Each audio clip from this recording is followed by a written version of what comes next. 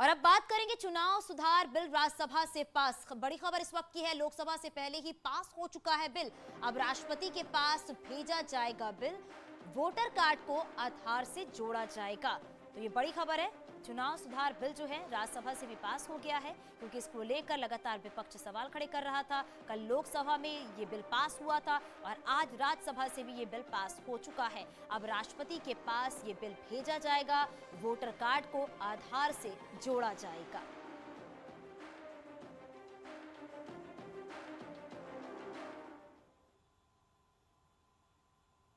प्रयागराज में पीएम मोदी के महिला सम्मान कार्यक्रम को लेकर प्रियंका गांधी ने तंज कसा है। उन्होंने कहा है, हमारे कैंपेन महिला हूं, लड़ सकती हूं की वजह से बीजेपी आज महिला सम्मेलन कर रही है। हमें खुशी है कि पीएम मोदी और बीजेपी महिलाओं की बात कर रही है। प्रियंका जी, आज प्रधानमंत्री जी अभी प्रयागराज में उन्होंने अपना भाषण खत्म किया है और उस भाषण में उन्होंने कहा है कि 17 के बाद से उत्तर प्रदेश में महिलाओं के हालात बहुत सुधरे हैं, बहुत तरक्की हुई है, कानून व्यवस्था की स्थिति सुधरी है और महिलाओं की आर्थिक प्रगति भी हुई है। आपका फर्स्ट टेक क्या है इसमें?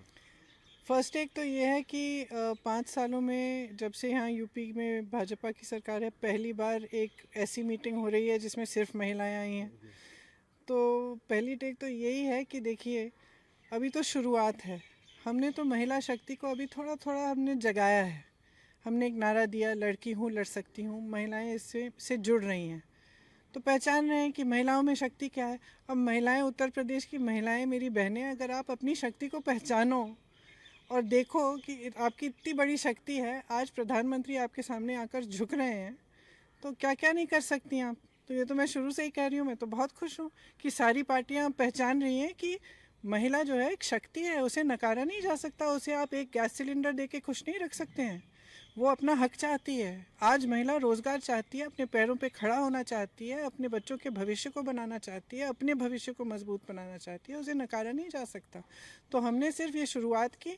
मुझे तो बहुत खुशी है। आपने अभी भी पहले कहा, जब शुरू हुआ था उससे पहले ही आप कह रहे थे कि अखिलेश जी भी इसकी बात कर रहे हैं, सब बात कर रहे हैं। तो मेरा तो मकसद ही ये है कि महिला आगे आए, उसको सशक्त बनाए। अच्छा, बीजेपी वाले ये कहती थी, विपक्ष इन जनरल ये कहता था कि कांग्रेस के पास यूपी में तो जात और धर्म के आधार पर चुनाव होता है, तो उनके पास कोई बेस नहीं है, इसलिए प्रियंका जी ने महिलाओं की बात शुरू करी। पर आपको लगता है कि वो डायलॉग सुना था आपने अमिताभ बच्चन का दीवार में, मेरे पास माँ है, वो शशि कपूर थे। अच्छा, अमिताभ बच्चन ने पूछा ना, भाई थे दोनों। हाँ। तो अमिताभ बच्चन ने कहा, मेरे पास गाड़ी है, मेरे पास बंगला है, मेरे पास ये है, वो है। तो शशि कपूर ने कहा मेरे पास माँ है। तो मैं कह रही हूँ, मेरे पास बहन है। अच्छा। तो आपको लगता है कि ये नैरेटिव अब सेट हो गया उत्तर प्रदेश के इलेक्शन? आप बताइए, क्या लग रहा है आपको? नहीं, मेरे उससे नहीं, आपके से जानना चाहता हूँ। मैं तो जर्नलिस्ट हूँ। हाँ, मुझे तो लग रहा है कि हाँ, बिल्कुल महिलाएं समझ रही हैं कि एकजुट होने से एक बड़ी राजनीतिक शक्ति बन सकती हैं। ये महिलाओं के लिए क्यों महत्वपूर्ण है? क्योंकि अभी तक उनको जो प्रदेश की राजनीति है उससे एकदम नकारा गया है। जैसे आपने कहा, लोग कहते हैं जाति है, धर्म है, ये है। कोई ये तो नहीं कहता कि महिला एक इतना बड़ा फोर्स है, इतनी बड़ी शक्ति है, क्योंकि पहचानने को तैयार ही नहीं है लोग। महिला खुद समझ नहीं पा रही है कि एक बड़ी शक्ति बन के अगर वो मजबूत हो जाए, वो कहे कि भाई अगर तुम सत्ता में आओ तो तुम हमारे भविष्य की हमारी सड़कें बनाओ, हमारे नल डलवाओ, हमारे लिए शिक्षा के लिए संस्थान बनाओ, हमारे लिए अस्पताल बनाओ, हमारी सेहत के लिए, हमारी सुरक्षा के लिए काम करो, तब क्या नहीं हो सकता है। तो अब मेरे ख्याल से हमने ये जो कैंपेन शुरू किया है, इससे महिलाएं समझ रही हैं कि हाँ, हम भी एक बड़ी राजनीतिक शक्ति हैं, हम भी खड़ी हो सकती हैं। तो मैं तो बहुत ही ज़्यादा खुश हूँ। Thank you Priyanka ji. SP अध्यक्ष अखिलेश यादव ने बीजेपी सरकार पर इनकम टैक्स और ईडी का गलत इस्तेमाल करने का आरोप लगाया है। उन्होंने आरोप लगाया है कि बीजेपी सरकार ने आम लोगों को दिक्कत, किल्लत और जिल्लत के सिवा कुछ नहीं दिया है। मैनपुरी में अखिलेश ने मीडिया से बात करते हुए बीजेपी के रथ को चाउमीन रथ बताया है। उन्होंने दावा किया है कि पार्टी समाजवादी पार्टी की रथ यात्रा को लोगों का काफी समर्थन मिल रहा है, वहीं बीजेपी की रथ यात्रा से लोग दूरी बना रहे हैं। भारतीय जनता पार्टी ने जनता को दुख दिए हैं, परेशानी दी है। ये भारतीय जनता पार्टी की सरकार ने जनता के ऊपर संकट पैदा किया। भारतीय जनता पार्टी ने हर चीज की किल्लत पैदा कर दी। ये भारतीय जनता पार्टी के लोग जिल्लत की जीवन जीना चाहते हैं लोगों को।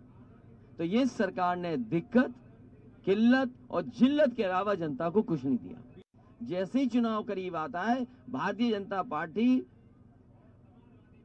चश्मा लगा लेती है धर्म का और दूरबीन से देखने लगती है क्या दिखाई दे रहा है दूर। इसलिए ये जो चौमीन रथ चल रहे हैं, ये जनता ने नकार दिए हैं। अखिलेश यादव ने मुलायम मोहन भागवत की तस्वीर को लेकर कांग्रेस के वार पर पलटवार किया है। उन्होंने कहा है कि मैंने दूसरी तस्वीर भी देखी है जिसमें नेताजी शरद पवार से भी मिल रहे हैं और सुप्रिया सूले को भी आशीर्वाद दे रहे हैं। उन्होंने पूछा कि कांग्रेस को कैसे पता कि उनके बीच क्या बात हुई। कांग्रेस पार्टी का देखने का तरीका अलग है। मैंने दूसरी तस्वीर देखी जिसमें नेताजी शरद पवार जी से मिल रहे हैं। सुप्रिया सूले जी सांसद हैं, वो हमारे बगल में ही बैठती है लोकसभा में। वो नेताजी उनको आशीर्वाद दे रहे हैं और सोफे में बैठ के क्या बात हो रही है कांग्रेस को कैसे पता? मुझे लगता है नेताजी के पास, और नेताजी ने बता दिया है कि अब उत्तर प्रदेश से भारतीय जनता पार्टी का सफाया होना तय है।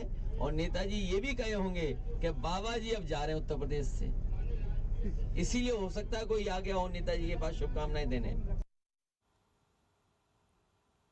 तो बीजेपी की जन विश्वास यात्रा का आज तीसरा दिन है। मथुरा से निकली जन विश्वास यात्रा आज हाथरस पहुंची है, जहां लोगों ने फूल माला से उनका स्वागत किया। और इस यात्रा के साथ ही ऊर्जा मंत्री श्रीकांत शर्मा, एटा सांसद राजवीर सिंह उर्फ राजू भैया समेत पार्टी के कई आला नेता मौजूद रहे।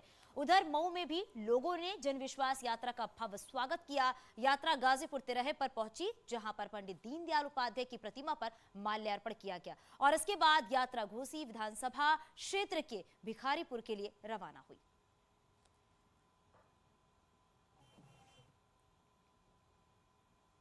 और वक्त तो चला छोटे से ब्रेक का, जल्द लौटते हैं।